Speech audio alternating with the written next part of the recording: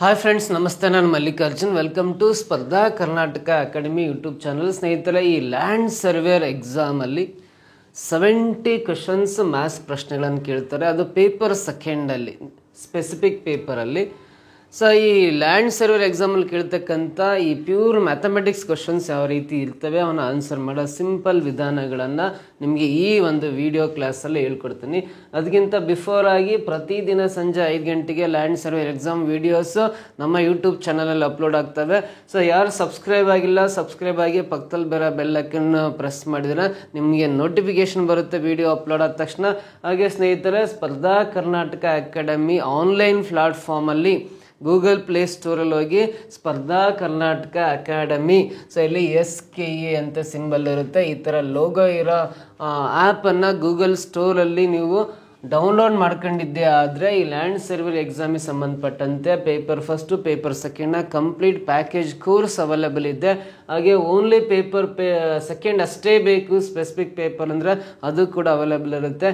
ಹೆಚ್ಚಿನ ಮಾಹಿತಿ ಬೇಕಂದರೆ ಇಲ್ಲಿ ಕಾಣಿಸ್ತಕ್ಕಂಥ ಮೊಬೈಲ್ ನಂಬರ್ 9071673831 ಅಥವಾ 32ಗೆ ಕರೆ ಮಾಡಿ ಹೆಚ್ಚಿನ ಮಾಹಿತಿನ ಪಡಿತಾ ಬನ್ನಿ ಅಂತ ಹೇಳ್ತಾ, ಸೊ ಈ ಕ್ಲಾಸಲ್ಲಿ ನೋಡ್ರಿ ಪ್ರಶ್ನೆಗಳು ಯಾವ ರೀತಿ ಇದ್ದಾವೆ, ಆ ಪ್ರಶ್ನೆಗಳನ್ನು ಸಾಲ್ವ್ ಮಾಡೋ ವಿಧಾನಗಳನ್ನು ನಿಮಗೆ ಹೇಳ್ಕೊಡ್ತೀನಿ. ಮೊದಲನೇ ಪ್ರಶ್ನೆ ಇಲ್ಲಿ, Gopi sold a laptop at 12% gain ಅಂತ ಇದೆ. If it had been sold for ₹1200 more, the gain would have been 20%. Find the cost price of the laptop ಅಂತ ಇದೆ. ನೋಡ್ರಿ, ಗೋಪಿ 12% ಲಾಭದಲ್ಲಿ ಲ್ಯಾಪ್ಟಾಪ್ ಮಾರಾಟ ಮಾಡಿದನು. ಗೋಪಿ ಒಂದು ಲ್ಯಾಪ್ಟಾಪನ್ನು 12% ಲಾಭದಲ್ಲಿ ಮಾರಾಟ ಮಾಡ್ತಾನೆ ಅಂತ ಕೊಟ್ಟಿದ್ದಾನೆ. ಒಂದು ವೇಳೆ ಅವನು ಅಲ್ಲಿ ಮಾರಾಟ ಮಾಡಿರೋ ಬೆಲೆಗಿಂತ ₹1,000 ಹೆಚ್ಚಿನ ಬೆಲೆಗೆ ಮಾರಾಟ ಮಾಡಿದ್ದೇ ಆದರೆ ಅವನಿಗೆ ಲಾಭ 12% ಬದಲಾಗಿ 20% ಲಾಭ ಆಗುತ್ತೆ ಅಂತ. ಫಸ್ಟ್ ಆಫ್ ಆಲ್ ಗೋಪಿ 12% ಲಾಭದಲ್ಲಿ ಲ್ಯಾಪ್ಟಾಪ್ ಮಾರ್ತಾ ಇದ್ದಾನೆ.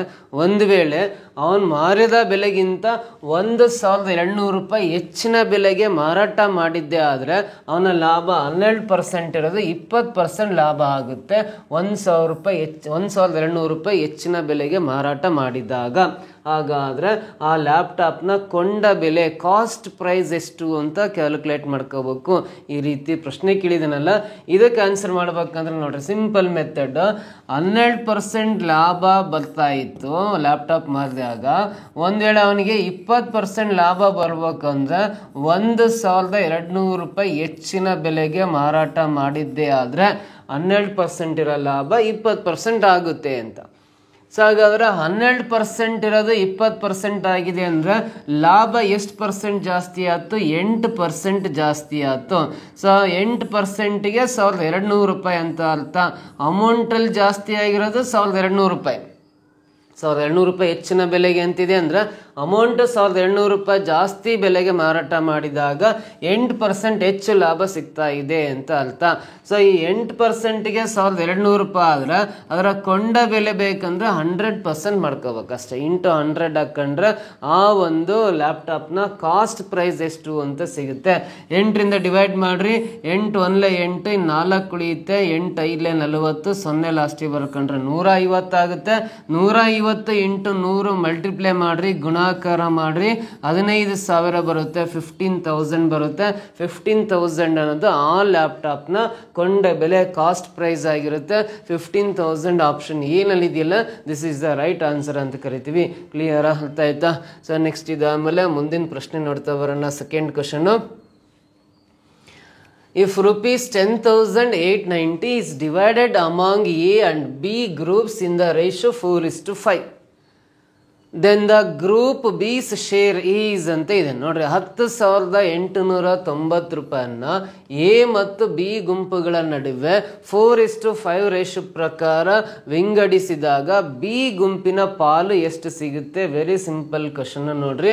ಸೊ ಎ ಮತ್ತು ಬಿ ಎಂಬ ಎರಡು ಗುಂಪುಗಳಿಗೆ ₹10,800 4:5 ರೇಷು ಪ್ರಕಾರ ಡಿವೈಡ್ ಮಾಡಿದಾಗ ಬಿ ಗುಂಪಿನ ಪಾಲು ಎಷ್ಟಿರುತ್ತೆ ಅಂತ ಕೇಳಿದಾನೆ. ಸೊ ನೋಡ್ರಿ, ಟೋಟಲ್ ರೇಷೋ 4 + 5 9 ಆಗುತ್ತೆ. ಟೋಟಲ್ ರೇಷೋ 9ಕ್ಕೆ ಟೋಟಲ್ ಅಮೌಂಟು 10,890 ರೂಪಾಯಿ ಅಂತ. ಟೋಟಲ್ ಇಬ್ಬರದ್ದು ಸೇರಿ ಟೋಟಲ್ ರೇಷಿಯೋ 9ಗೆ ಟೋಟಲ್ ಅಮೌಂಟ್ ಎಷ್ಟನ್ನ ಡಿವೈಡ್ ಮಾಡ್ಕೋಬೇಕು, 10,890 ರೂಪಾಯಿ ಡಿವೈಡ್ ಮಾಡ್ಕೋಬೇಕಲ್ಲ. ಸೊ ಇವಾಗ ನೋಡ್ರಿ 9ರಿಂದ ಡಿವೈಡ್ ಮಾಡ್ರಿ, 9 1 9, 1 ಉಳಿಯುತ್ತೆ 18 ಆಗುತ್ತೆ, 9 2 18, 9 1 9, 0 ಪಕ್ಕ ಬಲಿಯನ್ನ 1,210 ರೂಪಾಯಿ ಉಳಿಯುತ್ತೆ. 1,210 ರೂಪಾಯಿ ಬರುತ್ತೆ. ಇಂಟು 4 ಹಾಕೊಂಡ್ರೆ ಎಗ್ ಸಿಗ್ತಕ್ಕಂಥ ಪಾಲು ಸಿಗುತ್ತೆ. ಇಂಟು ನೀವು 5 ಹಾಕೊಂಡಿದ್ದೆ ಆದ್ರೆ ಬಿ ಗುಂಪಿನ ಪಾಲು ಎಷ್ಟು ಸಿಗುತ್ತೆ, 1,210 ಇಂಟು 5ರಿಂದ ಗುಣಾಕಾರ ಮಾಡಿದಾಗ, ಈ 5ರಿಂದ ಮಲ್ಟಿಪ್ಲಿಕೇಶನ್ ಮಾಡಿದಾಗ ಬಿ ಗುಂಪಿನ ಪಾಲು ಸಿಗುತ್ತೆ. ಇದೇ 1,210 ಇಂಟು 4 ಹಾಕೊಂಡು ಮಲ್ಟಿಪ್ಲೈ ಮಾಡ್ರಿ, ಎ ಗುಂಪಿನ ಪಾಲು ಸಿಗುತ್ತೆ. ಬಿ ಗುಂಪಿನ ಪಾಲು ಬೇಕಂದ್ರೆ 5ರಿಂದ ಗುಣಾಕಾರ ಮಾಡ್ರಿ, 5 ಇಂಟು 0 0, 5 1 5, 5 2 10 0 ದಶಕ 1, 5 1 5 1 6 ಬರುತ್ತೆ. 6,050 ರೂಪಾಯಿ ಅನ್ನೋದು ಬಿ ಗುಂಪಿನ ಪಾಲಾಗಿರುತ್ತೆ. ಆಪ್ಷನ್ ಸಿ ನಲ್ಲಿದೆ 6,050. This is the answer. ಓಕೆನಾ. ನೆಕ್ಸ್ಟ್ ಕ್ವಶನ್ ಬರೋಣ. ಥರ್ಡ್ ಕ್ವಶನ್, ಮುಂದಿನ ಪ್ರಶ್ನೆ. Each of the sides of a triangle is 4 centimeter less than the sum of its other 2 sides. Area of the triangle is ಅಂತ ಇದೆ ನೋಡ್ರಿ. ತ್ರಿಕೋನದ ಪ್ರತಿಯೊಂದು ಬದಿಯು ಅದರ ಇತರ 2 ಬದಿಗಳ ಮೊತ್ತಕ್ಕಿಂತ 4 ಸೆಂಟಿಮೀಟರ್ ಕಡಿಮೆ ಆಗಿದೆ. ನೋಡ್ರಿ, ಪ್ರತಿಯೊಂದ ಬದಿ ಇತರ 2 ಬದಿಗಳ ಮೊತ್ತಕ್ಕಿಂತ 4 ಸೆಂಟಿಮೀಟರ್ ಕಡಿಮೆ ಆಗಿದೆ. ತ್ರಿಕೋನದ ವಿಸ್ತೀರ್ಣ ಕಂಡುಹಿಡಿಯಬೇಕು ಚದರ ಸೆಂಟಿಮೀಟರ್ಗಳಲ್ಲಿ. ನೋಡ್ರಿ, ಹಾಗಾದ್ರೆ ಅದು ಯಾವ ತರ ತ್ರಿಭುಜ ಅಂತ ನಾವು ಬರೆಯೋದಾದ್ರೆ, ಸೊ ನೋಡ್ರಿ, ಒಂದು ತ್ರಿಕೋನದ ಒಂದು ಬದಿ ಉಳಿದ 2 ಬದಿಗಳ ಮೊತ್ತಕ್ಕಿಂತ 4 ಸೆಂಟಿಮೀಟರ್ ಕಡಿಮೆ ಇರ್ಬೇಕಂದ್ರೆ ಆ ತ್ರಿಕೋನ ಎಂತ ತ್ರಿಕೋನ ಆಗಿರುತ್ತೆ ಅಂದ್ರೆ ಸಮಬಾಹು ತ್ರಿಕೋನ ಅಥವಾ ಸಮಬಾಹು ತ್ರಿಭುಜ ಅಂತ ಕರಿತೀವಿ. ಇಂಗ್ಲಿಷಲ್ಲಿ ನಾವು ಅದನ್ನ ಈಕ್ವಿಲ್ಯಾಟ್ರಲ್ ಟ್ರಯಾಂಗಲ್ ಅಂತ ಕರಿತೀವಿ. ಈ ಕಂಡೀಷನ್ ಸ್ಯಾಟಿಸ್ಫೈ ಮಾಡ್ಬೇಕಂದ್ರೆ ಅದು ಈಕ್ವಿಲ್ಯಾಟ್ರಲ್ ಟ್ರಯಾಂಗಲ್ ಸಮಬಾಹು ತ್ರಿಭುಜ ಆಗಿದ್ರೆ ಮಾತ್ರ ಈ ಕಂಡೀಷನ್ ಸ್ಯಾಟಿಸ್ಫೈ ಆಗುತ್ತೆ. ಸಮಬಾಹು ತ್ರಿಭುಜ ಆಗಿದ್ರೆ ಮಾತ್ರ ಈ ಕಂಡೀಷನ್ ಅದಕ್ಕೆ ಅಪ್ಲಿಕೇಬಲ್ ಆಗುತ್ತೆ. ಫಾರ್ ಎಕ್ಸಾಂಪಲ್ ನೋಡ್ರಿ, ಒಂದು ತ್ರಿಕೋನದ ಪ್ರತಿಯೊಂದು ಬದಿಯು ಅದರ ಇತರ ಬದಿ 2 ಬದಿಗಳ ಮೊತ್ತಕ್ಕಿಂತ 4 ಸೆಂಟಿಮೀಟರ್ ಕಡಿಮೆ ಆಗಿದೆ ಅಂತ ಕೊಟ್ಟಿರೋದ್ರಿಂದ, ಸೊ ಪ್ರತಿಯೊಂದು ಬದಿ, ನಾನು ಇದು ಎ, ಇದು ಬಿ, ಇದು ಸಿ ಅಂತ ತಗೊಂಡ್ರೆ ಪ್ರತಿಯೊಂದು ಬದಿ 4 ಸೆಂಟಿಮೀಟರ್ ಅಂತಾನೆ ಬರಿತೀನಿ. ಪ್ರತಿಯೊಂದು ಬದಿ 4 ಸೆಂಟಿಮೀಟರ್ ಬರ್ಕೊಂಡಾಗ ನೋಡ್ರಿ, ಈ ಎ ಬಿ ಅನ್ನೋ ಒಂದು ಬದಿ ಇದೆಯಲ್ಲ, ಬಾಹು ಸೈಡ್ 4 ಸೆಂಟಿಮೀಟರ್ ಇದೆಯಲ್ಲ, ಉಳಿದೆರಡು ಬಾಹುಗಳು ಎ ಸಿ ಮತ್ತು ಬಿ ಸಿಗಳ ಮೊತ್ತ 4 + 4, ಇದು 4, ಇದು 4 ಅಂದ್ರೆ 8 ಆಗುತ್ತೆ. ಈ 2 ಬಾಹುಗಳ ಮೊತ್ತಕ್ಕಿಂತ ಇದು 4 ಸೆಂಟಿಮೀಟರ್ ಕಡಿಮೆ ಇದೆ. ಆಮೇಲೆ ಇವೆರಡು ತಗೊಳ್ರಿ, ಇದು 2 ಕೂಡಿದಾಗ 8 ಆಗುತ್ತಲ್ಲ, ಈ 8 ಇದು 4 ಇದೆಯಲ್ಲ, ಈ 4 ಅನ್ನೋದೇ 2 ಮೊತ್ತಕ್ಕಿಂತ 4 ಸೆಂಟಿಮೀಟರ್ ಕಡಿಮೆ ಇದೆ. ನೋಡ್ರಿ, ಪ್ರತಿ ಯಾವುದೇ ಒಂದು ಬಾಹು ತಗೊಳ್ರಿ, ಇತರ 2 ಬಾಹುಗಳ ಮೊತ್ತಕ್ಕಿಂತ 4 ಸೆಂಟಿಮೀಟರ್ ಕಡಿಮೆ ಬರುತ್ತೆ ಅಂತ ಕೊಟ್ಟಾಗ ಇಲ್ಲಿ ಪ್ರತಿಯೊಂದು ಬಾಹುವಿನ ಅಳತೆ 4 ಸೆಂಟಿಮೀಟರ್ ಇರುತ್ತೆ. 4 ಸೆಂಟಿಮೀಟರ್ ಇದ್ದಾಗ ಅದು ಸಮಬಾಹು ತ್ರಿಭುಜ ಆಗುತ್ತೆ. ಎಲ್ಲಾ ಬಾಹುಗಳ ಅಳತೆ ಸಮ ಇದೆ ಅಂದ್ರೆ ಅದು ಸಮಬಾಹು ತ್ರಿಭುಜ, ಈಕ್ವಿಲ್ಯಾಟ್ರಲ್ ಟ್ರಯಾಂಗಲ್ ಆಗಿರುತ್ತೆ.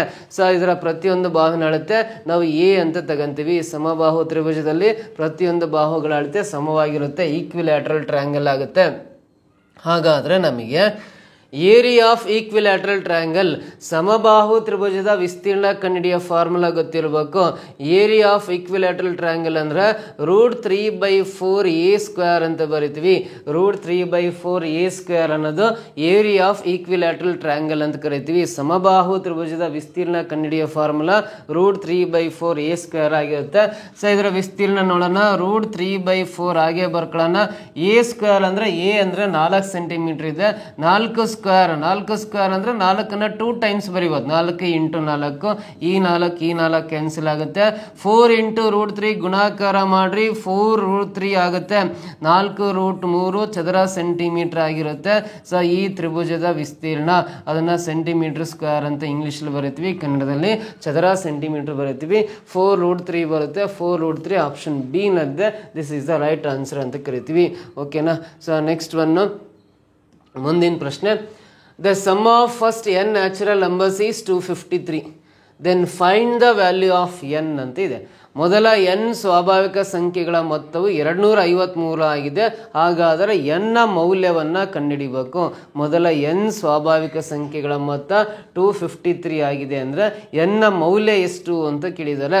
ನೋಡ್ರಿ, ಸ್ವಾಭಾವಿಕ ಸಂಖ್ಯೆಗಳು ನ್ಯಾಚುರಲ್ ನಂಬರ್ಸ್ ಅಂದ್ರೆ ಸ್ಟಾರ್ಟ್ ಆಗದೆ 1ರಿಂದ 1 2 3 4 5 ಅಂಡ್ ಸೊ ಹಿಂಗೆ ಬರ್ಕಂತ ಹೋದ್ರೆ 6 7 8 9 10 11 12 13 14 15 16 17 18 18 ಆದ್ಮೇಲೆ 19 20 21 22 ಅಂಡ್ ಸೊ ಹಿಂಗೆ ಬರ್ಕಂತ ಹೋಗ್ಬೋದು. 23 24 ಲಾಸ್ಟ್ ನಂಬರ್ ಇಲ್ಲಿ 24 ಇದೆಯಲ್ಲ ಆಪ್ಷನ್ ಸಿ ನಲ್ಲಿ, ಆಗ 24ರವರೆಗೂ ಸಂಖ್ಯೆ ಬರ್ಕೊಂಬಿಟ್ಟೆ.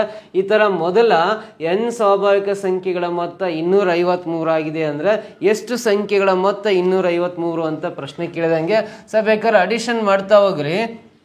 1 + 2 3, 3 + 3 6, 6 + 4 10, 15 21, 21 + 7 28 + 8 36, 45, 55 + 11 66, 78 91 105, 105 15 120, 136, 136 17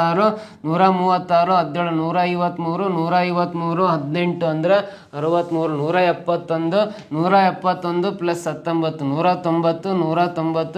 171, 171 + 19 190, 190 + 20 ಅಂದ್ರೆ 210, 210 + 21 ಅಂದ್ರೆ 231, 231 + 22 ಅಂದ್ರೆ ಇಲ್ಲಿಗೆ 253 ಕರೆಕ್ಟ್ ಆಗುತ್ತೆ. 253 ಸರಿ ಬರುತ್ತೆ. ಸೊ ಇವೆರಡು ಅವಶ್ಯಕತೆ ಇಲ್ಲ. ಮೊದಲ 22 ಸಂಖ್ಯೆಗಳ ಮೊತ್ತ 253 ಬರುತ್ತೆ ಅಂದ್ರೆ n ನ ಬೆಲೆಯಲ್ಲಿ 22 ಅಂತ ಹೇಳ್ಬೋದು. ಆಪ್ಷನ್ ಏನೇ ಸರಿ ಉತ್ತರ ಆಗುತ್ತೆ. ಈ ರೀತಿ ಪ್ರಾಕ್ಟಿಕಲ್ ಮೆಥಡ್ ಅಲ್ಲೂ ಕೂಡ ನಾವು ಆನ್ಸರ್ ಮಾಡಿ, ಸೊ ಈ ತರ ಎಲ್ಲಾ ಸಂಖ್ಯೆಗಳನ್ನ ಕೂಡ್ತಾ ಹೋಗ್ರಿ. 253 ಇಲ್ಲಿಗೆ ಬರುತ್ತೆ ಅಂದ್ಮೇಲೆ ಇಲ್ಲಿಗೆ ಸ್ಟಾಪ್ ಮಾಡ್ರಿ. ಸೊ 22 ಸ್ವಾಭಾವಿಕ ಸಂಖ್ಯೆಗಳ ಮೊತ್ತ 250 ಬರ್ತಾ ಇದೆ. ಆಪ್ಷನ್ ಎ ಕರೆಕ್ಟ್ ಆಗುತ್ತೆ. ಸೊ ನೆಕ್ಸ್ಟ್ ಇದೇ ಪ್ರಾಬ್ಲಮ್ನ ಆಪ್ಷನ್ ಥ್ರೂ ಆನ್ಸರ್ ಮಾಡೋದಾದ್ರೆ n ನ ಬೆಲೆಯನ್ನು ಕಂಡುಹಿಡಿರಿ ಅಂದ್ರೆ 22 ಸಂಖ್ಯೆಗಳ ಮೊತ್ತ 253 ಆಗಿದೆಯಲ್ಲ ಅಂತ ಟೆಸ್ಟ್ ಮಾಡ್ಬೇಕಂದ್ರೆ ಸ್ವಾಭಾವಿಕ ಸಂಖ್ಯೆಗಳ ಮೊತ್ತ ಸಮ್ ಆಫ್ ನ್ಯಾಚುರಲ್ ನಂಬರ್ಸ್ ಕಂಡುಹಿಡಿಬೇಕಂದ್ರೆ ಇಲ್ಲಿ 22 ಸ್ವಾಭಾವಿಕ ಸಂಖ್ಯೆಗಳಿದಾವೆ ಅಂದ್ರೆ 22 ಇಂಟು ಅದರ ಮುಂದಿನ ಸಂಖ್ಯೆ 23 / 2 ಹಾಕೊಂಡು ಸಿಂಪ್ಲಿಫೈ ಮಾಡ್ರಿ. ಸೊ ನೋಡ್ರಿ, ಇಲ್ಲಿ 22 ಫಸ್ಟ್ ಆಪ್ಷನ್ ಅಲ್ಲಿ ಇದೆ ಅಂದ್ರೆ 22 ಇಂಟು ನೆಕ್ಸ್ಟ್ ನಂಬರ್ 23 / 2 ಹಾಕೊಂಡು, ಸೊ 2 1 ಕ್ಯಾನ್ಸಲ್ ಆಗುತ್ತೆ. ಸೊ ಇಲ್ಲಿ 11 3 33 ದಶಕ 3 ಇರುತ್ತೆ. 11 2 22 + 3 25, 253 ಕರೆಕ್ಟ್ ಆಗುತ್ತೆ ಅಂದ್ರೆ ಅಲ್ಲಿ 22 ಸಂಖ್ಯೆಗಳ ಮೊತ್ತ 250 ಬರುತ್ತೆ. n ನ ಮೌಲ್ಯ 22 ಅಂತ ಹೇಳ್ಬೋದು. ಕ್ಲಿಯರ್? ಈ ರೀತಿ ಈ ಪ್ರಾಬ್ಲಮ್ ನ ಸಾಲ್ವ್ ಮಾಡ್ಬೋದು. ನೀವು ಬೇಕಾದ್ರೆ 18 ನಂಬರ್ಸ್ ಇದಾವೆ ಅಂದ್ರೆ 18 ಅದರ ಮುಂದಿನ ಸಂಖ್ಯೆ 19 / 2 ಹಾಕೊಳ್ರಿ. 2ರಿಂದ ಡಿವೈಡ್ ಮಾಡ್ರಿ. 2 9 18 ಕ್ಯಾನ್ಸಲ್ ಆಗುತ್ತೆ. 19 × 9 ಮಲ್ಟಿಪ್ಲಿಕೇಶನ್ ಮಾಡಿದಾಗ 171 ಬರುತ್ತೆ. 171 ರಾಂಗ್ ಆನ್ಸರ್, ಯಾಕಂದ್ರೆ ಪ್ರಶ್ನೆಯಲ್ಲಿ 253, ಹಾಗಾಗಿ ಫಸ್ಟ್ ಆಪ್ಷನ್ ಕರೆಕ್ಟ್. ಇದು ಸರಿ ಅಂದಮೇಲೆ ಮತ್ತೆ ಮುಂದಿನ ಆಪ್ಷನ್ಸ್ ಚೆಕ್ ಮಾಡೋ ಅವಶ್ಯಕತೆನೇ ಇರಲ್ಲ. ಕ್ಲಿಯರ್? ಈ ರೀತಿ ಪ್ರಾಬ್ಲಮ್ನ ಸಾಲ್ವ್ ಮಾಡ್ಬೋದು ನಾವು. Coming to the next question, ಮುಂದಿನ ಪ್ರಶ್ನೆ ಬರೋಣ. 3 dice thrown at once, find the probability of getting same number in all dice ಅಂತ ಇದೆ.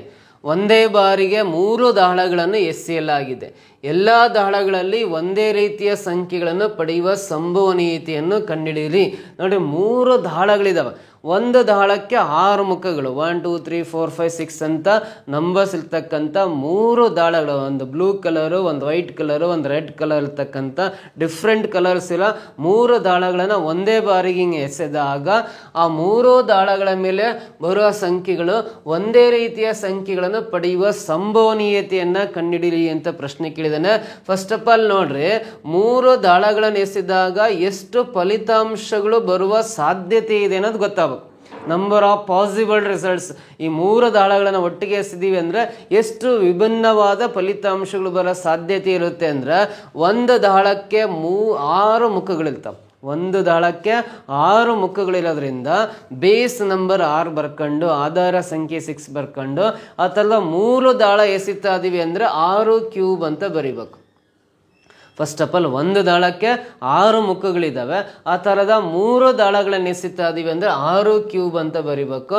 6 ಕ್ಯೂಬ್ ಅಂದರೆ 6ನ 3 ಬಾರಿ ಗುಣಿಸಿದಾಗ 216 ಬರುತ್ತೆ. 216 ಬರುತ್ತೆ. 6 × 6 × 6 ಮಲ್ಟಿಪ್ಲಿಕೇಶನ್ ಮಾಡ್ರಿ, 6 ಕ್ಯೂಬ್ ಅಂದರೆ 216 ಬರುತ್ತೆ. ಫಸ್ಟ್ ಆಫ್ ಆಲ್ ನೋಡ್ರಿ, 3 ದಾಳಗಳನ್ನ ಎಸೆದಾಗ ಬರ್ತಕ್ಕಂಥ ಪಾಸಿಬಲ್ ರಿಸಲ್ಟ್ಸ್, ಟೋಟಲ್ ರಿಸಲ್ಟ್ಸ್ 216 ಫಲಿತಾಂಶಗಳು ಬರೋ ಸಾಧ್ಯತೆ ಇರುತ್ತೆ. ಆ 216 ಫಲಿತಾಂಶಗಳಲ್ಲಿ ಒಂದೇ ರೀತಿಯ ಸಂಖ್ಯೆಗಳನ್ನು ಪಡೆಯುವ ಫಲಿತಾಂಶಗಳು ಎಷ್ಟು ಅಂತ ನೋಡ್ಕೋಬೇಕು. ಒಂದೇ ರೀತಿಯ ಫಲಿತಾಂಶಗಳಂದ್ರೆ ಫಾರ್ ಎಕ್ಸಾಂಪಲ್ ನೋಡ್ರಿ, 3 ದಾಳಗಳ ಮೇಲೆ 1 1 1 ಅಂತ ಸಂಖ್ಯೆ ಬರ್ಬೋದು, ಅಥವಾ 3 ದಾಳಗಳ ಮೇಲೆ 2 2 2 ಅಂತ ಸಂಖ್ಯೆ ಬರ್ಬೋದು, ಅಥವಾ 3 ದಾಳಗಳ ಮೇಲೆ 3 3 3 ಅಂತ ಸಂಖ್ಯೆ ಸೇಮ್ ನಂಬರ್ಸೇ ಬರ್ಬೋದು, ಅಥವಾ 3 ದಾಳಗಳ ಮೇಲೆ 4 4 4 ಕಾಣಿಸ್ಬೋದು, ಅಥವಾ 3 ದಾಳಗಳನ್ನ ಎಸೆದಾಗ ಎಲ್ಲ ಫಲಿತಾಂಶಗಳು 5 5 ಆಗಿರ್ಬೋದು, ಅಥವಾ ಎಲ್ಲ ದಾಳಗಳ ಮೇಲೆ 6 6 ಸಂಖ್ಯೆಗಳನ್ನೇ ಕಾಣಿಸ್ಬೋದು.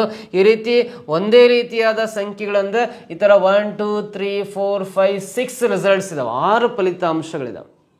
ಇವೇ ಒಂದೇ ರೀತಿಯ ಸಂಖ್ಯೆಗಳು.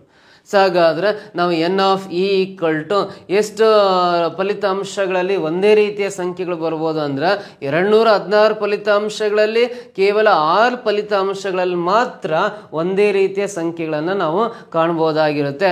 ಸೊ ಹಾಗಾದರೆ ಸಂಭವನೀಯತೆ ಪ್ರಾಬಬಿಲಿಟಿ ಕಂಡುಹಿಡಿಬೇಕು. ಪಿ ಆಫ್ ಇ ಅಂದರೆ ಪ್ರಾಬಬಿಲಿಟಿ ಆಫ್ ಎನ್ ಇವೆಂಟ್, ಒಂದು ಘಟನೆಯ ಸಂಭವನೀಯತೆ ಬೇಕಂದ್ರೆ ಎನ್ ಆಫ್ ಇ ಮೇಲ್ ಬರಿಬೇಕು, ಎನ್ ಆಫ್ ಎಸ್ ವ್ಯಾಲ್ಯೂ 216 ಕೆಳಗೆ ಬರ್ಕೊಂಡು ಸಿಂಪ್ಲಿಫೈ ಮಾಡ್ರಿ.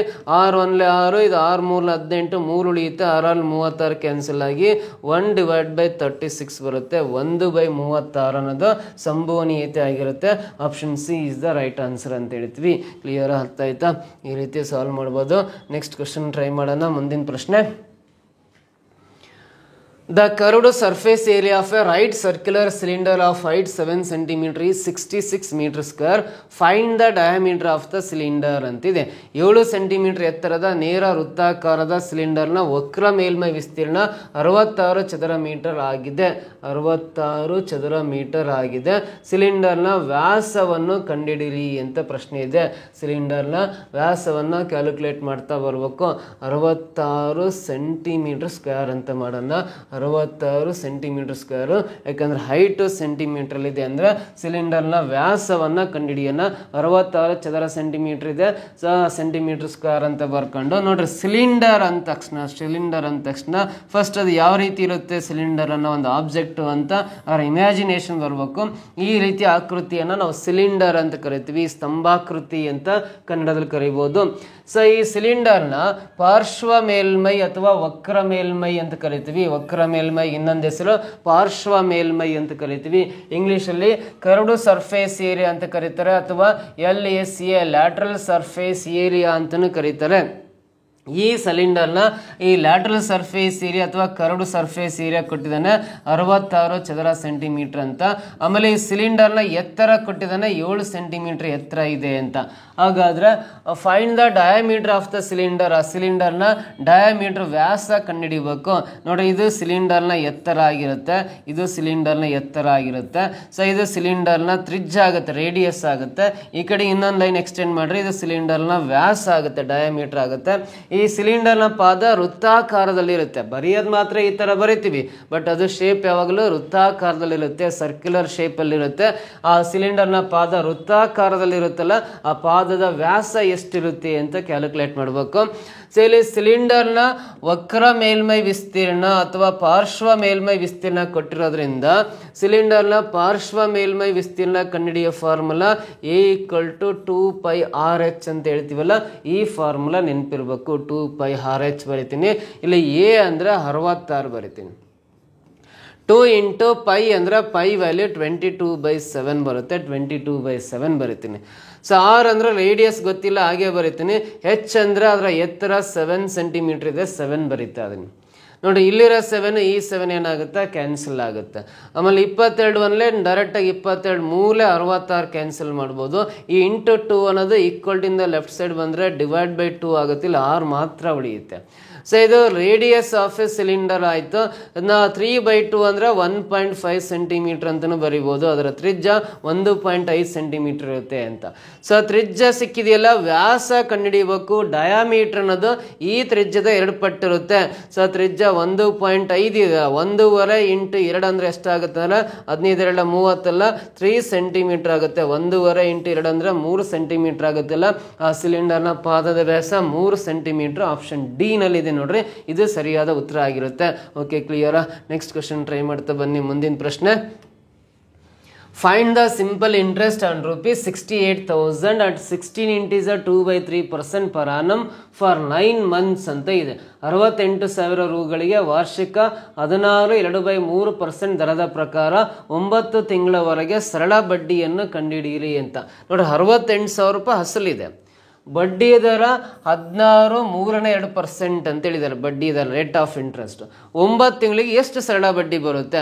68,000 ರೂಪಾಯಿಗೆ 16 3/2% ಬಡ್ಡಿ ದರದ ಪ್ರಕಾರ 9 ತಿಂಗಳಿಗೆ ಸಿಗ್ತಕ್ಕಂಥ ಸರಳ ಬಡ್ಡಿ, ಸಿಂಪಲ್ ಇಂಟ್ರೆಸ್ಟ್ ಎಷ್ಟು ಅಂತ ನಾವು ಕ್ಯಾಲ್ಕುಲೇಟ್ ಮಾಡಬೇಕು. ಈ ಸಿಂಪಲ್ ಇಂಟ್ರೆಸ್ಟನ್ನು ಸಿಂಪಲ್ ಆಗಿ ಕ್ಯಾಲ್ಕುಲೇಟ್ ಮಾಡ್ಬೇಕಂದ್ರೆ ಇಲ್ಲಿ ಅಮೌಂಟ್ ಕೊಟ್ಟಿರೋದು 68,000 ರೂಪಾಯಿ ಹೇಳಿದ್ದಾನೆ. ಬಡ್ಡಿಯ ದರ, ರೇಟ್ ಆಫ್ ಇಂಟ್ರೆಸ್ಟ್ 16 2/3% ಅಂತ ಕೊಟ್ಟಿದ್ದಾನಲ್ಲ. ಇದು ನೋಡ್ರಿ, 16 ಮೂಲೆ 48, 48 ಪ್ಲಸ್ 2 ಅಂದರೆ 50 ಆಗುತ್ತೆ. 50 /3 ಆಗುತ್ತೆ. 50 /3 ಆಗೋದ್ರಿಂದ ಇದು ಪರ್ಸೆಂಟೇಜ್ ಲೆಕ್ಕದಲ್ಲಿ ಇದೆಯಲ್ಲ, ಹಾಗಾಗಿ 1 0 2 0 ತೆಗೆದ್ರೆ ಅದು 680 ಅಷ್ಟೇ ಬರೀಬೇಕು. ಈ ಪರ್ಸೆಂಟೇಜ್ ಸಿಂಬಲ್ ತೆಗಿಬೇಕಂದ್ರೆ ಇಲ್ಲಿ 2 0 ಡಿಲೀಟ್ ಮಾಡ್ಕೊಂಡು 680 ಇಂಟು ಇದು ಮಿಶ್ರ ಭಿನ್ನರಾಶಿಯಲ್ಲಿ ಇದೆಯಲ್ಲ, ಇದನ್ನ ವಿಷಮ ಭಿನ್ನರಾಶಿ ಕನ್ವರ್ಟ್ ಮಾಡ್ತೀನಿ. 16 × 3 48 ಪ್ಲಸ್ 2 ಅಂದರೆ 50/3 ಆಗುತ್ತೆ. ಪರ್ಸೆಂಟೇಜ್ ಸಿಂಬಲ್ ಇಂದ 2 0 ಡಿಲೀಟ್ ಮಾಡ್ಕೊಂಡ್ರೆ 680 ಬರುತ್ತೆ. ಇದು ಇವೆರಡು ಮಲ್ಟಿಪ್ಲೈ ಮಾಡಿದಾಗ ನಮ್ಗೆ ಏನು ಸಿಗುತ್ತೆ ಅಂದರೆ 1 ವರ್ಷದ ಬಡ್ಡಿ ಸಿಗುತ್ತೆ.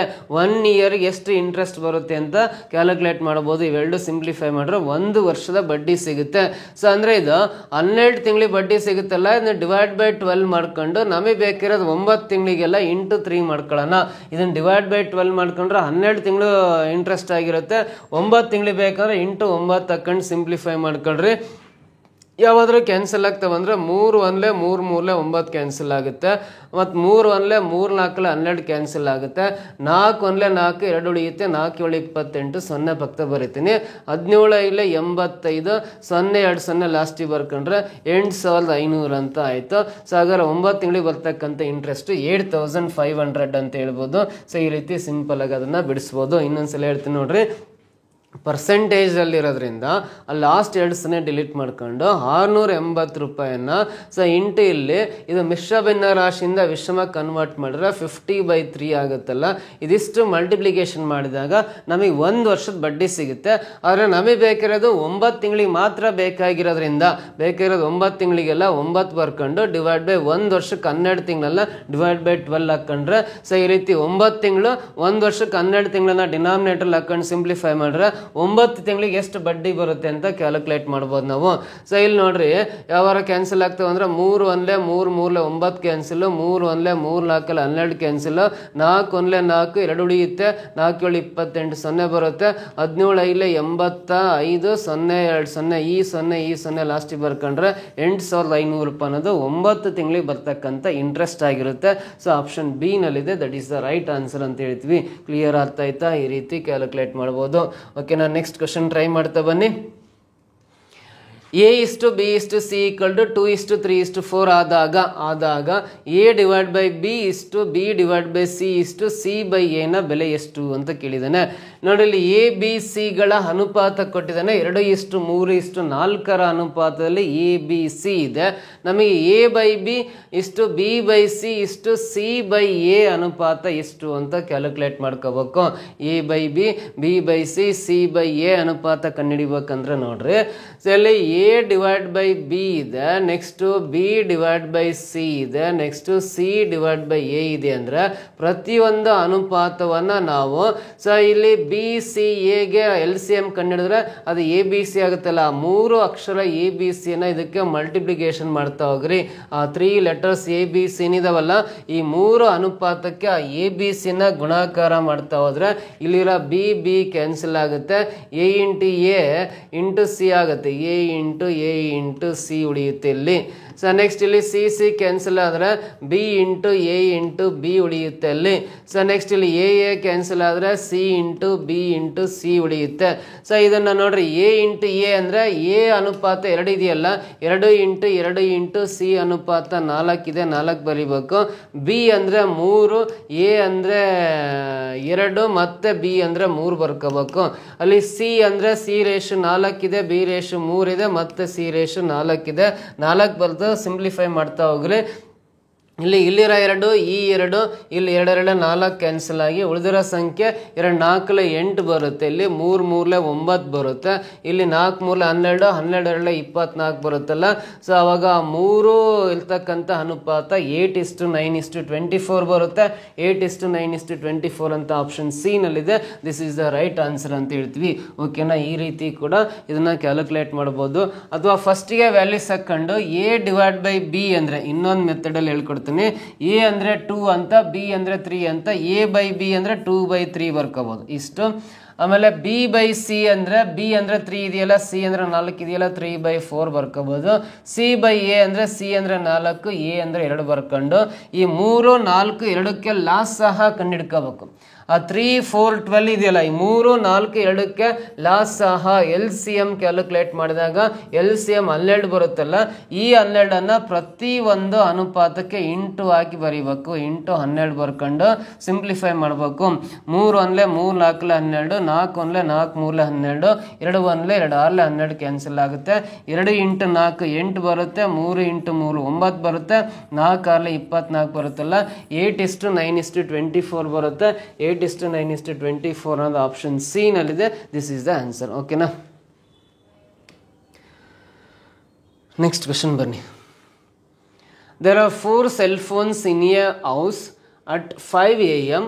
All the 4 phones will ring together. Thereafter, the first one rings every 20 minutes, the second one rings every 30 minutes, the third one rings every 40 minutes, and the fourth one rings every 50 minutes. At what time will the 4 cell phones ring together again ಅಂತಿದೆ. ನೋಡಿ, ಒಂದು ಮೊದಲನೇ 4 cell ಫೋನ್ಗಳಿದಾವೆ. ಬೆಳಗ್ಗೆ 5 ಗಂಟೆ ಸುಮಾರಿಗೆ ಎಲ್ಲ cell ಫೋನ್ಗಳು ಒಂದೇ ಟೈಮ್ಗೆ ರಿಂಗ್ ಆಗ್ತವೆ. ಬೆಳಗ್ಗೆ 5 ಗಂಟೆ ಆದ ತಕ್ಷಣ ಎಲ್ಲ 4 ಸೆಲ್ ಫೋನ್ಗಳು ಒಟ್ಟಿಗೆ ರಿಂಗ್ ಆಗ್ತವೆ ಅಂತ. ಅದಾದಮೇಲೆ ಪ್ರತಿ 20 ನಿಮಿಷಕ್ಕೆ ಒಂದ್ಸಲ ಒಂದು ಸೆಲ್ ಫೋನ್ ರಿಂಗ್ ಆಗುತ್ತೆ. 2ನೇ ಸೆಲ್ ಫೋನು ಪ್ರತಿ 30 ನಿಮಿಷಕ್ಕೆ ಒಂದ್ಸಲ ರಿಂಗ್ ಆಗುತ್ತೆ.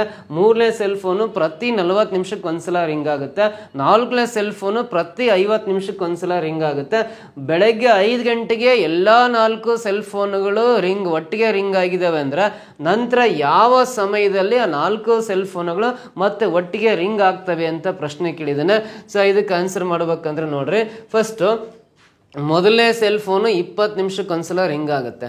2ನೇ ಸೆಲ್ ಫೋನು 30 ನಿಮಿಷಕ್ಕೆ ಒಂದ್ಸಲ, 3ನೇ ಸೆಲ್ ಫೋನ್ 40 ನಿಮಿಷಕ್ಕೆ ಒಂದ್ಸಲ, 5ನೇ ಸೆಲ್ ಫೋನ್ 50 ನಿಮಿಷಕ್ಕೆ ಒಂದ್ಸಲ ಅಂತ ಹೇಳಿದ್ದೇನಲ್ಲ, ಈ 4 ಸಂಖ್ಯೆಗಳಿಗೆ ನಾವು ಲಾಸಾಹ ಅಂತ ಹೇಳ್ತೀವಿ. ಲೀಸ್ಟ್ ಕಾಮನ್ ಮಲ್ಟಿಪಲ್ LCM ಅನ್ನ ಕಂಡುಹಿಡಿಬೇಕು. ಈ 4 ನಂಬರ್ಸು 10 ಇಂದ ಡಿವೈಡ್ ಆಗ್ತವೆ. 10 2 20, 13 30, 14 40, 15 50 ಕ್ಯಾನ್ಸಲ್ ಆಗ್ತವೆ. ಮತ್ತೆ ಲಾಸಾಹ ಕಂಡುಹಿಡಿಬೇಕಾದ್ರೆ ಕನಿಷ್ಠ 2 ಸಂಖ್ಯೆಗಳು ಡಿವೈಡ್ ಆದ್ರೆ ಸಾಕು, ಡಿವಿಷನ್ ಕಂಟಿನ್ಯೂ ಮಾಡ್ಬೋದು. 2ರಿಂದ ಬಾಕ್ಸ್ ಅನ್ನ 2 1 2, ಇದು 3 ಆಗೇ ಇರಲಿ, 2 2 4, 5 ಆಗೇ ಇರಲಿ. ಇಲ್ಲಿ ಯಾವುದೇ 2 ಸಂಖ್ಯೆಗಳು ಸಿಂಗಲ್ ನಂಬರ್ ಇಂದ ಡಿವೈಡ್ ಆಗಲ್ಲ, ಇಲ್ಲಿಗೆ ಸ್ಟಾಪ್ ಮಾಡಿ.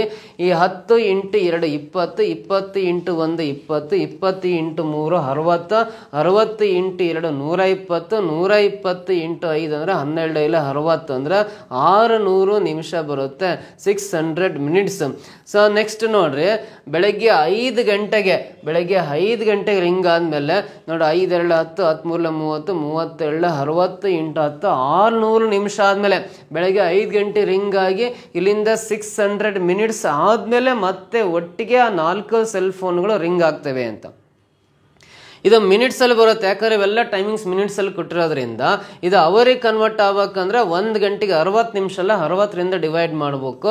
60 60 0 ಪಕ್ಕ ಬರ್ಕೊಂಡ್ರೆ 10 ಅವರ್ಸ್ ಆಗುತ್ತೆ. ಬೆಳಗ್ಗೆ 5 ಗಂಟೆಗೆ ಆ 4 ಸೆಲ್ ಫೋನ್ಗಳು ಒಟ್ಟಿಗೆ ರಿಂಗ್ ಆದಮೇಲೆ ಮತ್ತು 10 ತಾಸುಗಳ ನಂತರ 10 ಅವರ್ಸ್ ಆದಮೇಲೆ 4 ಸೆಲ್ ಫೋನ್ಗಳು ಒಂದೇ ಟೈಮ್ಗೆ ರಿಂಗ್ ಆಗ್ತವೆ ಅಂತ. ಸೊ ಬೆಳಗ್ಗೆ 5 ಗಂಟೆಯಿಂದ ಸಂಜೆ 5 ಗಂಟೆಗೆ 12 ಅವರ್ಸ್ ಆಗುತ್ತೆ. ಬೆಳಗ್ಗೆ 5 ಗಂಟೆಯಿಂದ ಸ್ಟಾರ್ಟ್ ಮಾಡಿ ಸಂಜೆ 5 ಗಂಟೆಗೆ ಎಷ್ಟು ಅವರ್ಸ್ ಆಗುತ್ತೆ ಹೇಳ್ರಿ? 12 ಅವರ್ಸ್ ಆಗುತ್ತೆ. ಆದರೆ ಇಲ್ಲಿ 10 ಅವರ್ಸ್ ಅಂದರೆ 5ರಲ್ಲಿ ಒಂದು ನೋಡ್ರಿ, ಸಂಜೆ 5 ಗಂಟೆಯಲ್ಲಿ ಒಂದು 2 ಅವರ್ಸ್ ಮೈನಸ್ ಮಾಡಿರಿ. ಸೊ ನೋಡ್ರಿ, ಬೆಳಗ್ಗೆ 5 ಗಂಟೆಯಿಂದ 10 ಅವರ್ಸ್ ಆ್ಯಡ್ ಮಾಡಿರಿ, 15 ಅವರ್ಸ್ ಆಗುತ್ತೆ. ಸೊ 15 ಅವರ್ಸ್ ಅಂದರೆ ನಾವು ಇದನ್ನು 24 ಅವರ್ಸ್ ಫಾರ್ಮೆಟಲ್ಲಿ 15 ಅವರ್ಸ್ ಅಂದರೆ ಅದು ಮಧ್ಯಾಹ್ನ 3 ಗಂಟೆಗೆ ಸಮ. ನೋಡಿ, 24 ಗಂಟೆ ಫಾರ್ಮೆಟ್ ಇರುತ್ತಲ್ಲ ಟೈಮಿಂಗ್ಸಲ್ಲಿ, 15 ಅವರ್ಸ್, 16 ಅವರ್ಸ್, 17.30 ಅವರ್ಸ್ ಅಥವಾ ಈ ಥರ 18 ಅವರ್ಸ್ ಅಂತ ಹೇಳ್ತೀವಲ್ಲ, ಅದನ್ನು ನಾವು 24 ಅವರ್ಸ್ ಫಾರ್ಮೆಟಲ್ಲಿ 15 ಅವರ್ಸ್ ಆದರೆ ಅದು ಮಧ್ಯಾಹ್ನ 3 ಗಂಟೆ ಸಮ ಆಗುತ್ತೆ. ಮಧ್ಯಾಹ್ನ 3 ಗಂಟೆ ಸುಮಾರಲ್ಲಿ ಮತ್ತೆ 4 ಸೆಲ್ ಫೋನ್ಗಳು ಒಂದೇ ಟೈಮ್ಗೆ ರಿಂಗ್ ಆಗ್ತವೆ ಅಂತ ಅರ್ಥ. 3 PM ಅಂತ ಆಪ್ಷನ್ ಸಿ ನಲ್ಲಿದೆ ನೋಡ್ರಿ, ಇದು ಆನ್ಸರ್. PM ಅದು ಮಧ್ಯಾಹ್ನ ಬೆಳಗ್ಗೆ 5 ಗಂಟೆಯಿಂದ 10 ಅವರ್ಸ್ ಆದಮೇಲೆ 15 ಗಂಟೆ ಅಂದರೆ 15 ಅಂದರೆ ಅದು PM ಅಂತ ಲೆಕ್ಕ. 3 PM ಆಪ್ಷನ್ ಸಿ ನಲ್ಲಿದೆ. That is the right answer ಅಂತ ಹೇಳ್ತೀವಿ. ಓಕೆನಾ, ನೆಕ್ಸ್ಟ್ ಕ್ವಶನ್ ಬರೋಣ. If x minus 2 is a factor of polynomial x cube plus 4x square minus 3x minus 18, then its other factors are ಅಂತ ಇದೆ. ನೋಡಿ, ಇಲ್ಲೊಂದು polynomial ಇದೆ, ಬೀಜೋಕ್ತಿ ಇದೆ. X cube plus 4x square minus 3x minus 18 ಅನ್ನೋದು ಒಂದು polynomial, ಬಹುಪದೋಕ್ತಿ ಅಂತ ಕರಿತೀವಿ. ಈ ಪಾಲಿನಾಮಿಯಲ್ನ ಒಂದು ಅಪವರ್ತನ ಎಕ್ಸ್ ಮೈನಸ್ 2 ಆಗಿದೆ. One of the factor X minus 2 ಇದೆ ಅಂದರೆ ಇನ್ನು ಉಳಿದ 2 ಫ್ಯಾಕ್ಟರ್ಸ್ ಯಾವ್ಯಾವು ಅಂತ ಕ್ಯಾಲ್ಕುಲೇಟ್ ಮಾಡಬೇಕು. ಉಳಿದ ಯಾವ ಫ್ಯಾಕ್ಟರ್ಸ್ ಯಾವ್ಯಾವು ಅಂತ ಕ್ಯಾಲ್ಕುಲೇಟ್ ಮಾಡ್ಬೇಕಂದ್ರೆ ಒಂದು ಸಿಂಪಲ್ ಮೆಥಡ್ ಅಂದ್ರೆ ಏನು ನೋಡ್ರಿ, ಈ ಎಕ್ಸ್ ಮೈನಸ್ 2 ಇಂದ ಸೊ ಈ polynomial X cube plus 4x square minus 3x minus 18 divide ಮಾಡ್ಕೋಬೇಕಾಗತ್ತೆ, ಭಾಗಿಸ್ತಾ ಹೋಗ್ಬೇಕಾಗತ್ತೆ. ನೋಡ್ರಿ, ಭಾಗಿಸ್ತಾ ಹೋದ್ರಾಗ ಈ ಎಕ್ಸ್ ಇರೋದು ಎಕ್ಸ್ ಕ್ಯೂಬ್ ಆಗ್ಬೇಕಂದ್ರೆ ಈ ಮೊದಲನೇ ಎಕ್ಸ್ ಅನ್ನ ಎಕ್ಸ್ ಸ್ಕ್ವೇರ್ ಇಂದ ಗುಣಾಕಾರ ಮಾಡಿದಾಗ, ಎಕ್ಸ್ ಸ್ಕ್ವೇರ್ ಇಂದ ಗುಣಾಕಾರ ಮಾಡ್ರಿ, ಎಕ್ಸ್ ಸ್ಕ್ವೇರ್ ಇಂಟು ಎಕ್ಸ್ ಅಂದ್ರೆ ಎಕ್ಸ್ ಕ್ಯೂಬ್ ಆಗುತ್ತೆ. ಇಲ್ಲಿ ಮೈನಸ್ ಇದೆ, ಮೈನಸ್ ಹಾಕೊಂಡು 2 ಇಂಟು ಎಕ್ಸ್ ಸ್ಕ್ವೇರ್ ಅಂದ್ರೆ 2x ಸ್ಕ್ವೇರ್ ಆಗುತ್ತೆ. ಸೊ ಇವಾಗ ಸಬ್ಟ್ರಾಕ್ಷನ್ ಮಾಡ್ಬೇಕು, ಚಿಹ್ನೆಗಳನ್ನ ಚೇಂಜ್ ಮಾಡಿ ಕಳಿಬೇಕು. ಇದೇನಿಲ್ಲ ಅಂದ್ರೆ ಪ್ಲಸ್ ಇರೋದು ಮೈನಸ್ ಆಗುತ್ತೆ, ಇದು ಮೈನಸ್ ಇರೋದು ಪ್ಲಸ್ ಆಗುತ್ತೆ. Plus X cube minus X cube cancel, 4x square plus 2x square ಅಂದ್ರೆ 6x ಸ್ಕ್ವೇರ್ ಆಗುತ್ತೆ. ಮೈನಸ್ 3x ಮೈನಸ್ 18 ಬರ್ಕೊಳ್ಳೋಣ, ಇವೆರಡು ಹಾಗೆ ಬರ್ಕೊಳ್ಳೋಣ. ಇವಾಗ ನೋಡ್ರಿ, ಇದು ಎಕ್ಸ್ ಇರೋದು 6x ಸ್ಕ್ವೇರ್ ಆಗ್ಬೇಕಂದ್ರೆ ಪ್ಲಸ್ 6x ಇಂದ ಗುಣಾಕಾರ ಮಾಡ್ಕೋಬೇಕು. 6x ಇಂಟು ಎಕ್ಸ್ ಅಂದ್ರೆ 6x ಸ್ಕ್ವೇರ್ ಆಗುತ್ತೆ. ಸೊ ಆಮೇಲೆ 6x into 2 plus into minus minus 6x into 2 ಅಂದರೆ 12x ಆಗುತ್ತೆ. 12x ಬರೋದು. ಸೊ ಇಲ್ಲಿ ಮೈನಸ್ ಮಾಡ್ತಾ ಬರೋಣ, ಕಳಿಬೇಕಾದ್ರೆ ಚಿಹ್ನೆ ಚೇಂಜ್ ಮಾಡಬೇಕು. ಪ್ಲಸ್ ಇರೋ ಮೈನಸ್, ಮೈನಸ್ ಇರೋ ಪ್ಲಸ್ ಮಾಡೋಣ. Plus 6x square minus 6x square cancel. Plus 12x minus 3x ಅಂದರೆ 9x ಆಗುತ್ತೆ. ಮೈನಸ್ 18 ಕೆಳ ಬರೆಯೋಣ.